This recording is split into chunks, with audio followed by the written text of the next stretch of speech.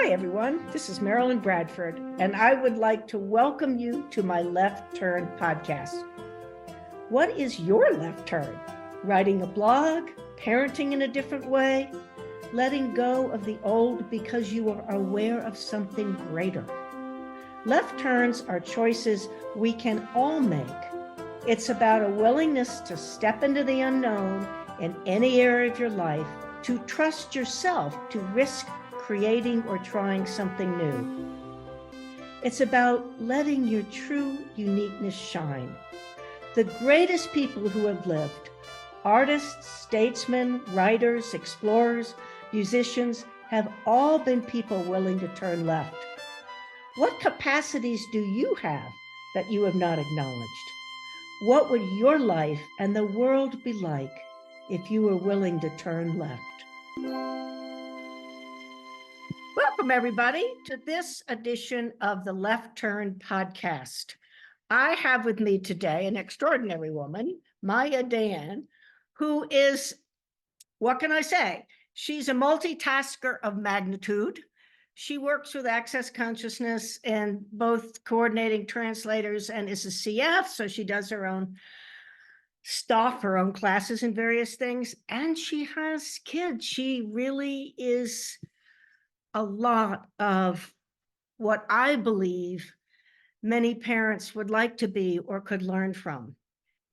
So welcome. Thank you so much. It's a pleasure to be here. So if you want to start with maybe some of the left turns or with parenting or whatever works for you. All right. Well, parenting was a huge left turn. I'll always remember calling a friend and telling her I'm pregnant, and she said to me, you said you'd never have kids.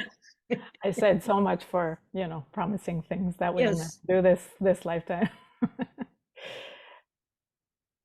But yeah, I would say having kids was a huge left turn because you can plan and you can read and you can research and you can have theories about what's going to happen, and then when it happens you have to throw all your theories out of the window pretty much. And on top of that, we have learned to really not trust ourselves. Yes, that's in general. Yeah. And then you also have this other human being that you're in charge of, and you just want someone else to tell you what to do because you're so not used to trusting yourself. And now it's like a bigger task because you're responsible for more than your life kind of thing. So yeah. So how did you learn to trust yourself? Trial and error as it goes. And I mean, I towards this podcast kind of looking at what parenting would look like for me today without the Access Consciousness tools. And I know we're not here just to talk about the tools, but it's like it would have been pretty hard and detrimental. Like my first experience involved all the things that are considered pretty normal, like postpartum depression is pretty normal and colic is pretty normal, and it's supposedly these little things, and loneliness for a new mom is pretty normal, but it's like it is huge and it also accumulates. So if you don't find relief or change in all those things, it builds up, and it builds up into the way you parent your kids, or it's kind of hard to bond with the kid when you have all that going on. So I can imagine. I don't have children, so this is all pretty new to me. Yeah. And then with my second child, I had the bars and I had Access Consciousness, so it was suddenly a totally different experience, and I was I was just amazed and grateful. And we always have regrets of what we could do with one child and couldn't do with the other child, but I could see how hard it is to bond when you have postpartum depression. I could see how hard it is to trust yourself when I don't know, you think you don't know, and just all these things that you deal with parenting that if you have tools make life so much easier, and you just get to be more of a support for yourself and for everybody basically. Yes. Well, I think if you would discuss the tools that you use primarily, I think that would be a great gift to anyone out there who has kids, who maybe or is pregnant for the first time, or maybe doesn't know all of the access tools. So I would be delighted if you would talk about which ones you use the most, and what the, like you were referencing, what it would it be like if you hadn't had the tools. So please, Maya. Yeah. Well, just receiving bars, access bars sessions while you're pregnant can be such a huge difference. Like I didn't have postpartum depression in my second pregnancy, and it's not that usually like if you had the first time you don't have the second time, or it can show up. Yeah. It can totally show up again, and I didn't have any other thing to explain why it didn't show up except that I started receiving access bars and I took the bars class and foundation. But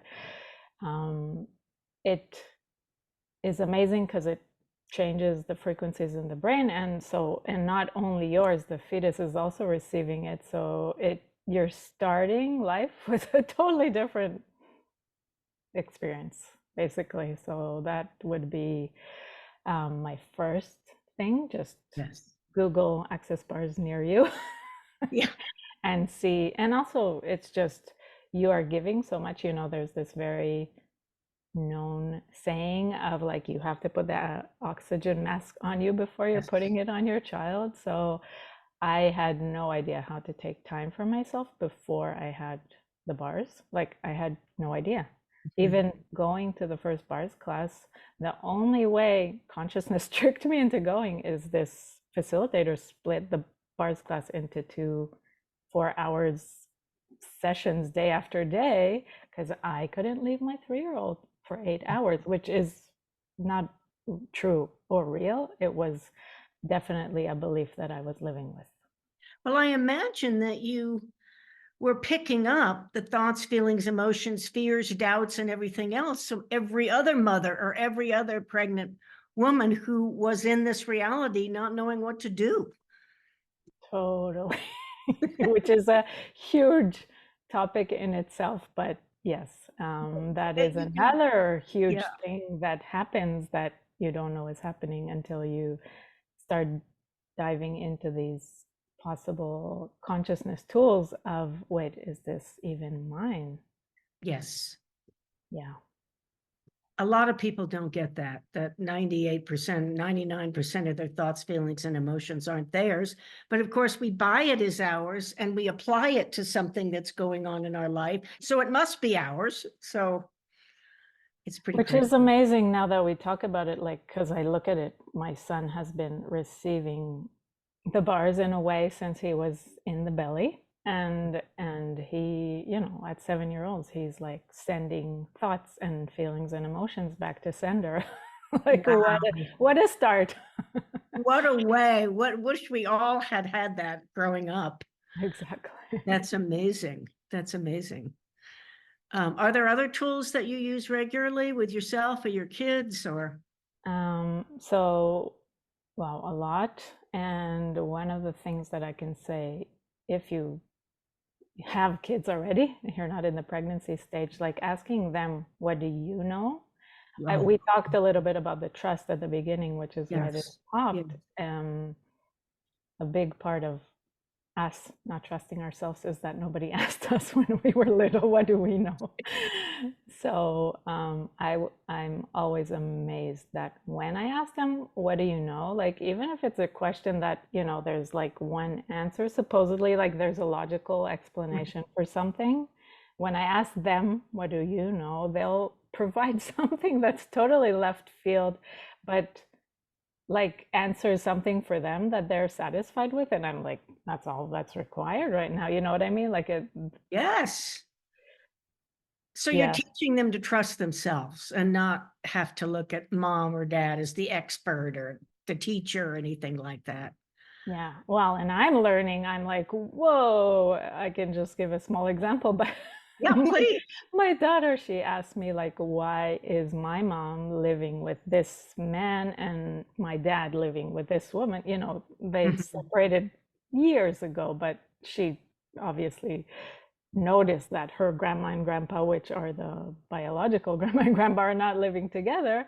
And then, so she asked me, like, why are they not living together? And she was 5 or 6, and it just, it popped. So I was Yeah. like, oh, what do you know? And then she started explaining to me how my mom wanted to live in this kibbutz environment and my dad wanted to live Oh, in this wow. environment. I was like, okay, it would have never been something that I would provide. So I was like, this is amazing and great.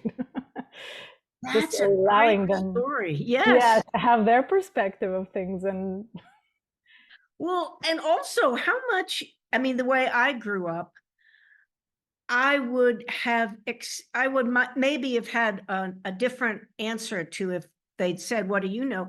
But they never did that. They just told me what was. And that was one of the most confusing and bewildering things in my childhood, was to be told, oh, well, this is because of this. And I'm like, what? You know, totally. And that also starts twisting us because they tell yes. us this is the way things, like if I would have said they have separated because so and so, and then she has to try to fit that into the only possible truth or reality. And that Yes. already twists something in us that we don't know Yes. how much that well, we do know how We much it do know. accumulates. Well, and I think it goes to one of the biggest factors in that sense of wrongness that so many of us grow up with. Oh, I must be wrong. I would have thought blah, blah, blah. Yeah, You know, yeah, yeah. So it also sounds like you teach your kids about choice. yeah. How does that go?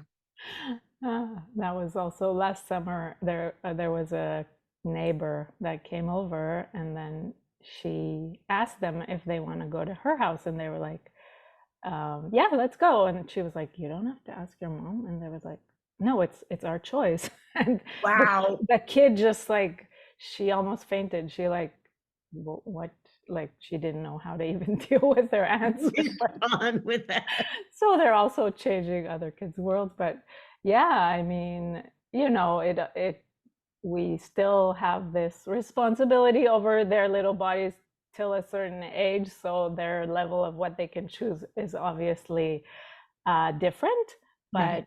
totally like in the realm of like what would you like to eat, what would you like to drink, what would you like to choose here, what they know that they have a lot of choice in the house. Yeah. Yeah. Wow.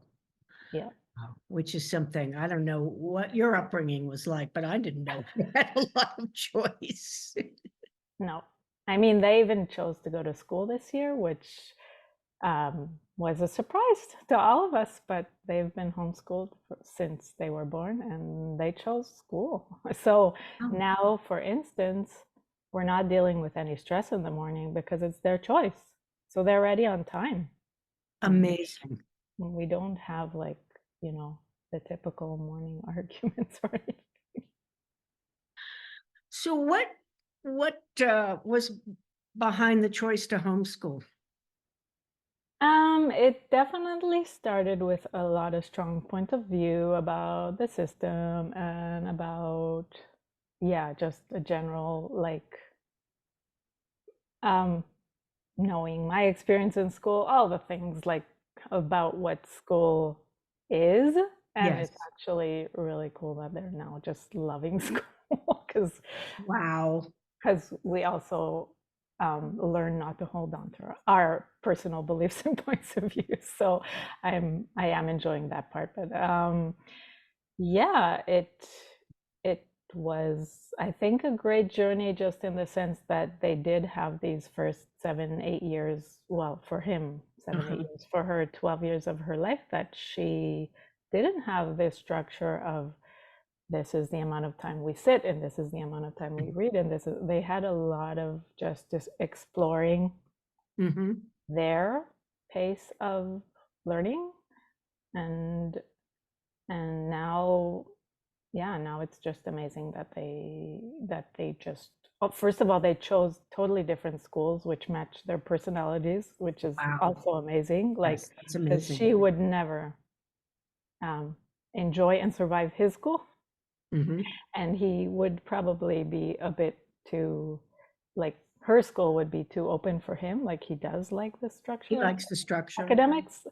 So, like, they're just so different, and they got that ability to choose what works for them. I don't even know how Wow. they. That's a really amazing thing. It's like they're coming in with a confidence at a young age that it took me years to develop. I keep referencing myself, but it's just, we're Totally. talking No. about parenting and, what the effects of different parenting styles are. And when you have these tools and you teach your kids those tools, what a difference. He started third grade, like from zero to third grade. And like we just got his first term, what do you call it? Like Report card or report progress card. report. Thank you. Yeah. Yeah. So, and they were kind of giving him like, so it's so marks about his writing and reading. And then I was like, oh, wait, like he just did grades 1, 2, and 3 in 3 months. Like he's actually Wow. doing great. Really And, well. and since we had no point of view or reference to like how fast he should go, or like he didn't know what third grade means, like he just came in and he didn't really know how to read and write very well at all because he wasn't interested in it until he reached school. um yeah, he doesn't have that judgment of himself of like, being wrong or not being fast enough or not Wow. catching up. And that is very different from, I can totally relate to what you're saying because I grew up with a lot of like doubt and not being confident about anything, in the grades, Yes. meaning a lot of things. So it is a pleasure to be able to witness that there's a different possibility. Wow.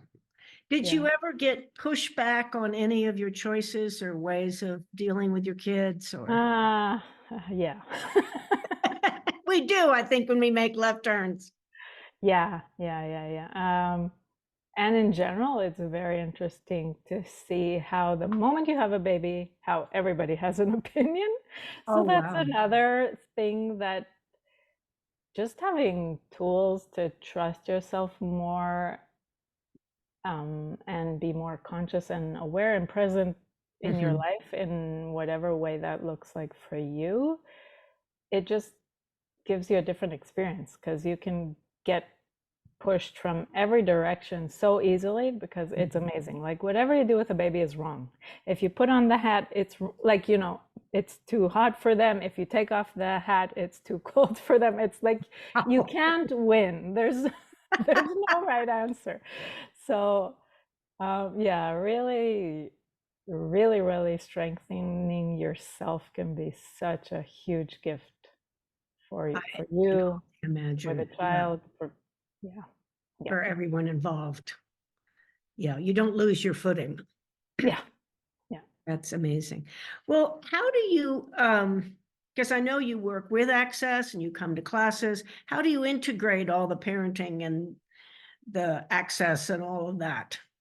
Well, yeah, I would say that that was a huge gift that Access gave me because I was definitely, as part of being a homeschooling mom, I was also kind of available for them 24/7 in the way Yes. that I would be forgetting myself a lot of the times. And that was another one of those strong beliefs that has changed with joining Access and just discovering that how much you have to have you in your Yes. reality and how much that is a contribution to everyone around you. Like I still, we always talk about how time, money, and health are three of the biggest excuses that we can't argue with, and children is like, Yeah. it's kind of part of time, money, and health. But like a lot of times when people say that their kids are a reason that they won't choose, I I don't say that out loud, but I know that it's just a choice. And even more so, they gain so much when you come so happy after a week in Yes. a seminar, or like you just come so your batteries are charged and you're so much more available to them. So it's really just a gift that keeps on giving. That's great. Yes. The whole idea that we have to dedicate ourselves, put ourselves last. They need us 24/7. I do get that kids don't need you 24/7, as infants, maybe mostly, but when they Yeah. get to be kids, no, they're off exploring their own lives and adventures and all of those kinds of things. Do you ever take them to access classes? Oh, yeah. Yeah. Initially, actually, what changed my reality was that I saw a picture of Gary Douglas, the founder of Access Consciousness.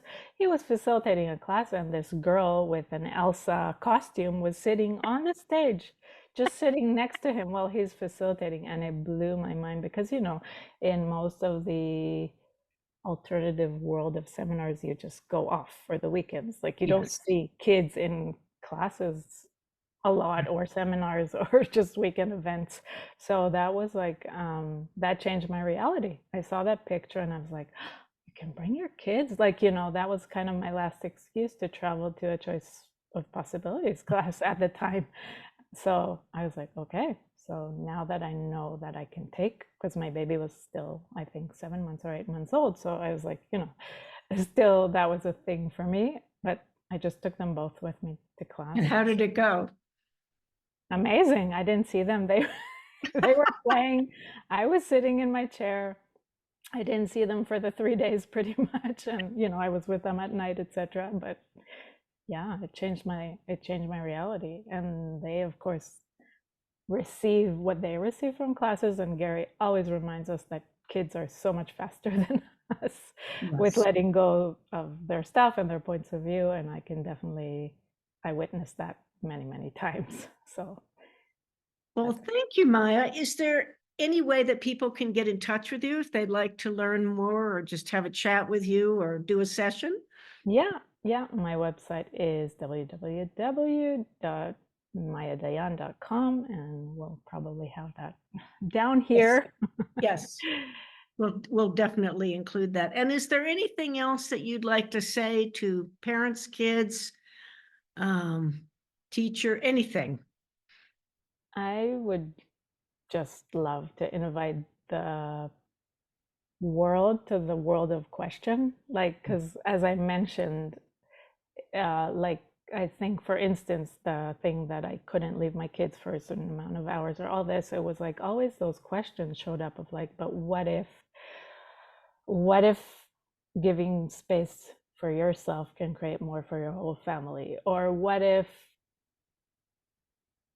I don't know, like just all these questions of what if could expand what you thought parenting has to be or should be or ought to be. And it just, the more we open ourselves to this is not the only way to do things, the more freedom we have in this area, and in all areas, of course. But it was really like allowing all those set points of views to release themselves, and it took time to show up differently and all that, but just the journey started with just seeing that everything that I'm choosing doesn't have to be the only way to do things. Right. Well, thank you so much. That was very inspiring and informative. I really got a lot from what you talked about, and I know other people will too. So thank you for coming on, Maya. Thank you, Marilyn. It was amazing. Thank you. Thank you so much for joining this episode of Left Turn. I wonder what embracing left turns could create in your life. What magical possibilities might show up. Remember, when you choose left turns, you are joining a group of the most creative and brilliant people the world has ever known.